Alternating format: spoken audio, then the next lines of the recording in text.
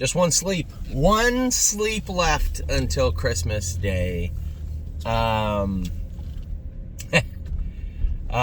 Amy's starting to come around now. She got all her stuff done. She just got some wrapping to do, and then she's settled in, waiting for Santa.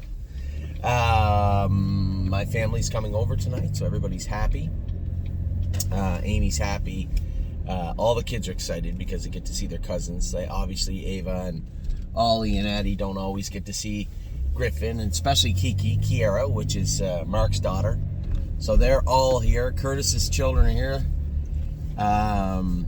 Lennon and Lincoln are here tonight too. So it should be a lot of fun. You know, it's so weird. I had a couple of clients, just in passing. Amy and I were talking to them. I can't think whether it was Curtis. Somebody else was there. Anyway, they were naming off all the stuff we were doing for Christmas, and it dawned on me how much you guys know what's going on in my life. But I like it that way. I like to, take the time to talk to our clients best I can. Talk to our, many of you have become our friends. So whether you live in a faraway country, or whether you live in Guelph or in Ohio or somewhere where I spend a lot of time, I like the fact that everybody has that family feeling. And my answer, I could tell it was going through Amy's head, right? When we were talking, my answer was quite simply, if people didn't care, they wouldn't watch, they wouldn't listen, they wouldn't absorb it, they wouldn't take the time to converse, have dialogue with us. And and that's the way I see it, right? I see that our clients, our friends have now, you guys have now become a part of our family, to the fact where as much as going on in my life is my mother or father most times. Anyway, the greatest time of the year, and it goes right till January 1st. Christmas does not end. No, does not end on December 25th when the wrapping paper gets put in the garbage. No. Goes straight through till January 1st, especially for us now, because Addie Bear's birthday is on December 29th, which she'll learn to really hate as she gets older. But for right now, she is wired for sound right now. She is running around the house and driving everybody crazy. They tried to talk me into taking her with me, but I haven't told a human being on earth, no one on earth, this. But Amy's car was due to come back in. It was a lease. It was due to come back in about 2-3 months. And I love people in every industry that hustle, because I had to work hard my whole life to get to where I am, wherever that might be right now. I had to work hard to get here, and I truly appreciate watching other people hustle in their industries. So the place where we got our car, Bennett Chevrolet in Cambridge, he messaged me, "Hey, happy birthday, Anthony, I see it's your birthday." I said, "Yes, it's my birthday, thanks very much. Happy holidays." Messages me back a couple of days later. He says, if you haven't bought your wife a present for Christmas yet, that car is due back in 3-4 months. I could probably work you in a really good deal. Which, this is where the appreciation and the hustling is set aside, because now obviously he's trying to get ahead of me. But anyway, I'm trading Amy's car in right now. I'm on my way to trade her car in. She has no idea. I just sent a message actually out. That's not true. I haven't seen the responses though, so technically it's true. I had to send a message out to James and Curtis and Mark and all their wives, not to say anything about the car in the driveway, the strange car with the bow in it on the driveway. So I'm going to trade Amy's car in right now. And where neither of us are like big car people. Like you guys know, I drive the Cadillac that's been imprisoned for the last 2 months and getting parts fixed in Ohio. But I just like a car that I can be comfortable in, because as you know, I drive a long time. I used to have a Malibu. I loved the Malibu I had. Chevy Cruze was nice. I've been very, very blessed with having some cars that haven't been lemons. Nothing worse than getting a car and then not liking it. Always something wrong with it, or it's breaking down, or you just don't feel comfortable in it. So I just want to sit in a car that, and this is a very comfortable car too. Actually, probably better than mine. No, it is better than mine. So it's the exact same kind of car. It's just a newer model.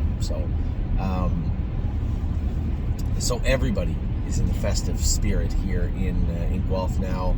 I just spoke to both my brothers. It's 12 o'clock, and both of them seemed like they were drinking already. So they're in the festive spirit for sure. We have football coming up today. We get to watch the horses race last night. Man, I'm not surprised that Galaxy's beat a length and a quarter, length and 3/4, 2 lengths, something like that. Raced great.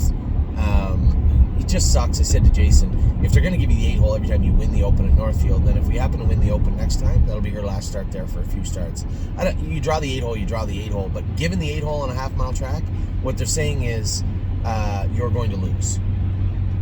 You're racing against the best mares in the area, drawing the worst position on a half-mile track.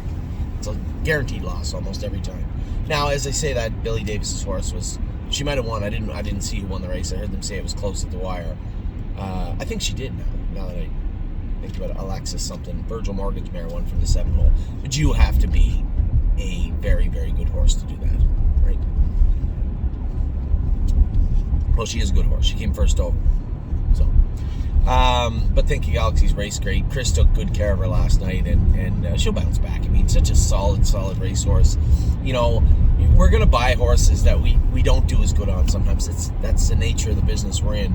But sometimes you get that odd little nugget that just pops up, and you just very lucky. And we've had a number of those, whether it be the horse racing on Monday, the gas horse, or whether it's think of Galaxies. Now, we paid a lot for Patrick, and he's turned out to be such a good horse for us. Stay close. Again, I had to look. I didn't realize, because it happened over such a long period of time, how well he's done for us also.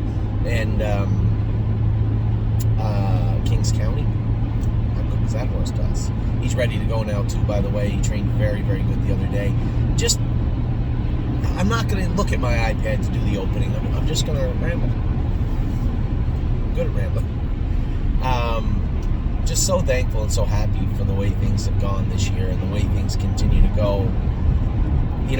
My life, and I say this sometimes, if you look back to when, and yours I'm sure is the same way, if you look back to when you were 19 and maybe 18, whenever you headed out into the world, and what your dreams were and how you wanted to get there and how you thought you might get there and what your life might look like, mine couldn't look any differently than the way I would have drawn it up. That's for sure. But isn't that the great thing about life? Is the twists, the turns, the ups, the downs, and the things that you've gone through. It's just